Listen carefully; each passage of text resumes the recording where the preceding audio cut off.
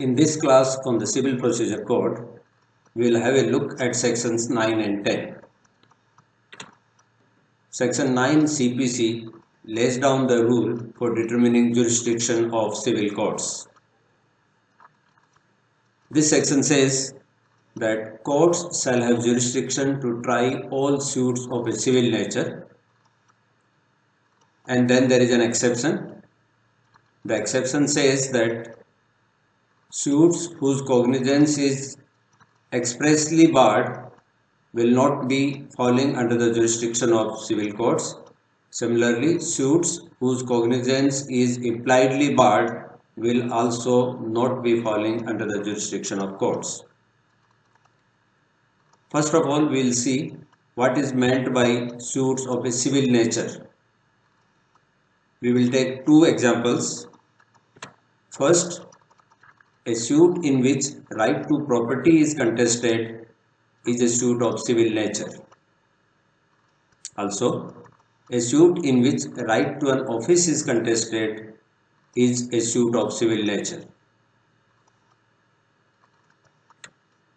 We then have a question: will such a suit be still of a civil nature if the right depends entirely on questions of religious rites or ceremonies?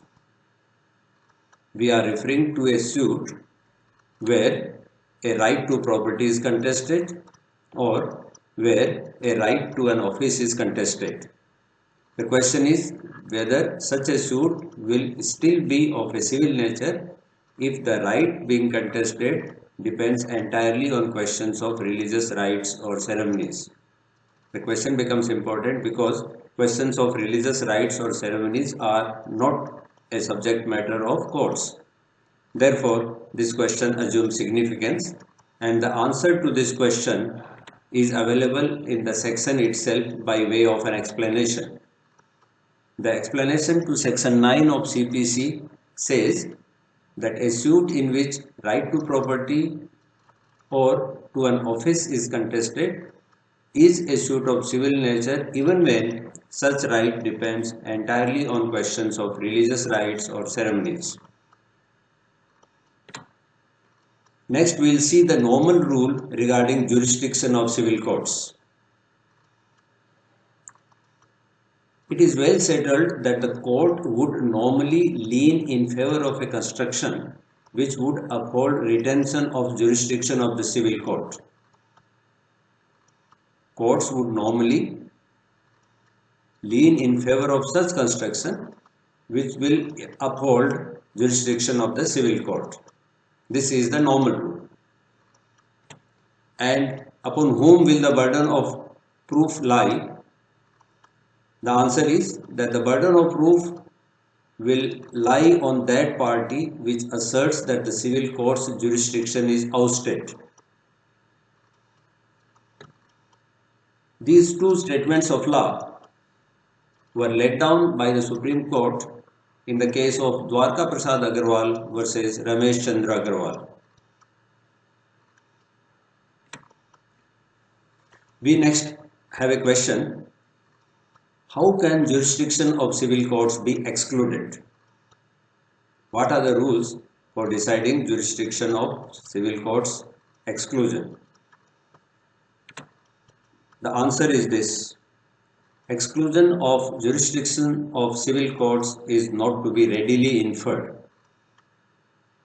Such exclusion must either be explicitly expressed or clearly implied. This answer was given by the Privy Council in 1940 in the case of Secretary of State versus Mask. It is to be noted in this answer that jurisdiction of civil courts can be excluded only if such exclusion is either explicitly expressed or clearly implied. We will now take one illustration each of a situation where the jurisdiction is explicitly expressed as ousted or clearly implied. First, an illustration of a situation where the jurisdiction of a civil court is expressly barred. This illustration is taken from the Rajasthan Red Tribunal Act of 2001, where in section 18 it has been laid down that notwithstanding anything in any other law, only the Rent Tribunal and no civil court shall have jurisdiction to hear and decide petitions relating to disputes between a landlord and tenant filed under this act. So all disputes between a landlord and tenant will be decided only by the Rent Tribunal, and civil court shall have no jurisdiction to decide such disputes. There is an express provision in the Rent Tribunal Act of 2001, and the section concerned is section 18. This is an example of expressly barring jurisdiction of the civil court. Let's next take an illustration of a situation where jurisdiction of the civil court is impliedly barred. This illustration relates to industrial disputes. The appropriate form for resolution of an industrial dispute is the forum constituted under the Industrial Disputes Act of 1947. As far as industrial disputes are concerned, jurisdiction of civil courts is impliedly barred, and this statement of law was made by the Supreme Court in 2002 in the case of C.T. Nikam versus Municipal Corporation of Ahmedabad. Next question. Which law is to be applied for determining jurisdiction of courts? Whether the existing law on the date of institution of the suit or existing law on the date on which the suit comes up for hearing. Which date is important?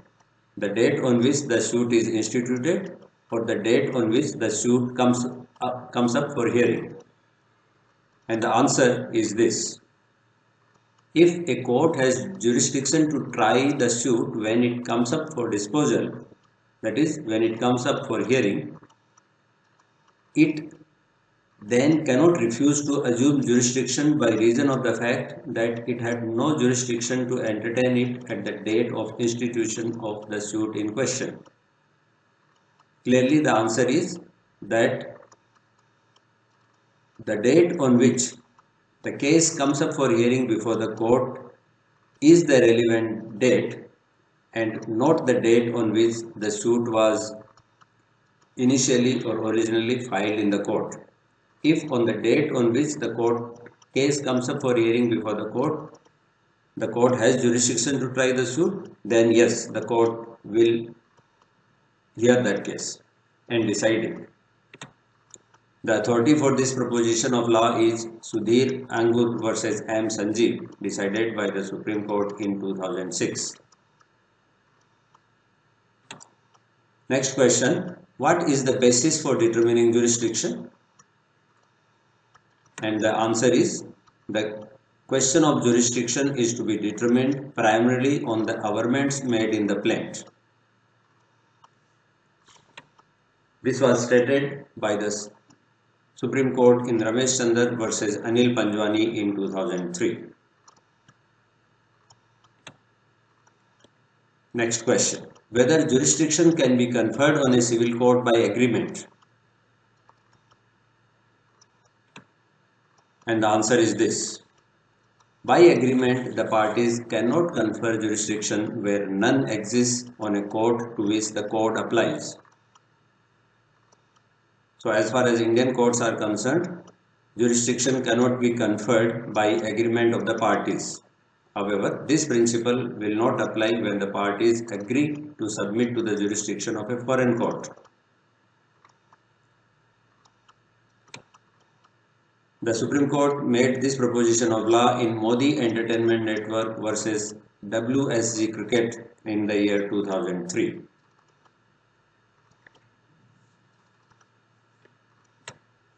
Next we come to section 10. which talks about staying the trial of a suit. Section 10 lays down that no court shall proceed with the trial of any suit in which the matter in issue is also directly and substantially in issue in a previously instituted suit between the same parties or between the parties under whom they claim, where such suit is pending in the same court or in any other court in India or before the Supreme Court.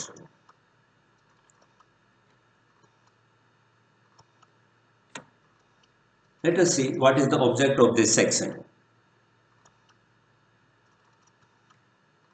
The object of the prohibition contained in section 10 is to prevent the courts of concurrent jurisdiction from simultaneously trying two parallel suits and also to avoid inconsistent findings on the matters in issue.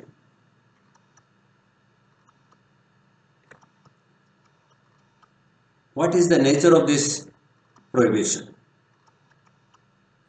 The provision contained in section 10 is in the nature of a rule of procedure, and it does not affect the jurisdiction of the court to entertain and deal with the later suit, nor does it create any substantive right in the matters. The jurisdiction of the court is not affected, it's only a rule of procedure. It is not a bar to the institution of a suit. Section 10 does not bar institution of a second suit, even when an earlier suit on the same matters is pending before some other court or the same court.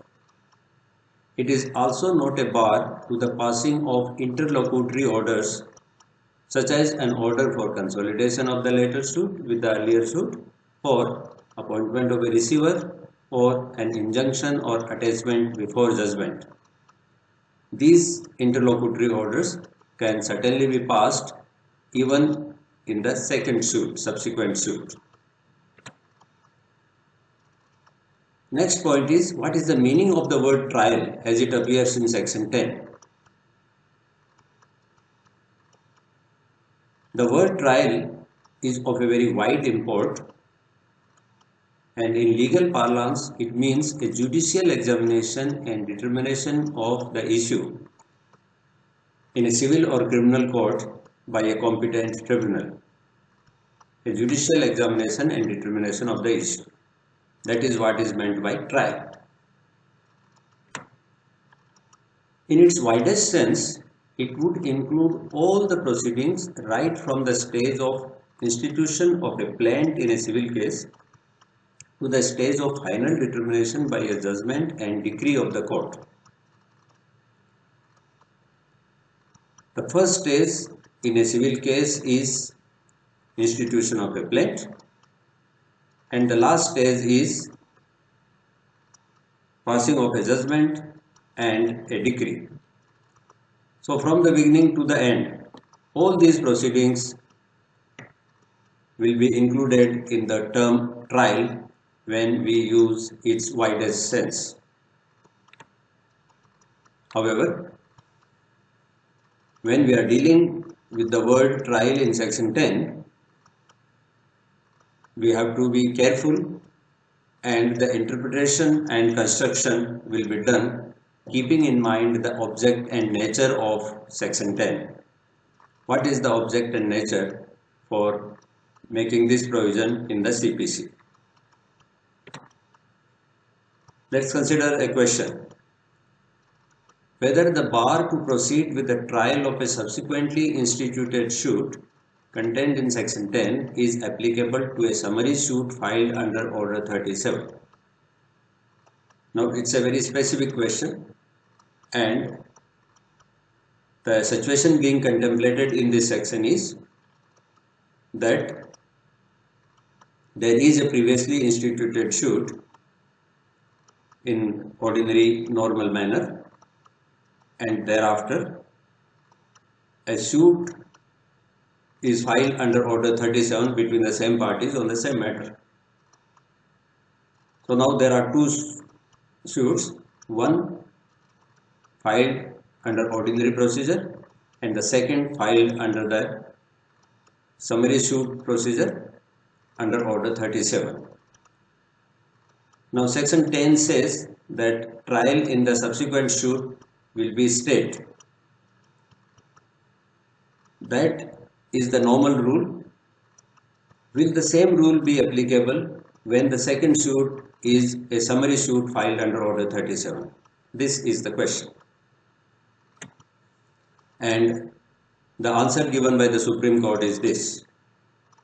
The stage of determination of the matter in issue will arise in a summary suit only after the defendant obtains leave. The trial would really begin in a summary suit only after leave is granted to the defendant. So when does the trial begin in a summary suit? It does not begin with the filing of the suit, filing of the plaint or lodging of the plaint. Trial in a summary suit really begins only after leave is granted to the defendant. The word trial in section 10 in the context of a summary suit filed under order 37 cannot be interpreted to mean the entire proceedings starting with the institution of the suit by lodging a plaint. This is an important statement of law made by the Supreme Court, that in a summary suit, trial does not begin with the filing of the suit, with the institution of the suit. It begins at a later stage. And what is that stage? That stage is when the court grants leave to the defendant to defend himself. That is the stage at which the trial begins. And therefore, the answer to the question which was posed earlier is that the court dealing with the summary suit can proceed with the second suit up to the stage of hearing the summons for judgment and passing the judgment in favor of the plaintiff if the defendant has not applied for leave to defend, or if such application was made, it has been refused, or the defendant fails to comply with the conditions on which leave to defend was granted. All these observations on the interpretation of the term trial as it appears in section 10 and also on the scope of section 10 vis-a-vis order 37 were made by the Supreme Court in the very well-known case of Indian Bank versus Maharashtra Cooperative Marketing Federation, which was decided in the year 1998.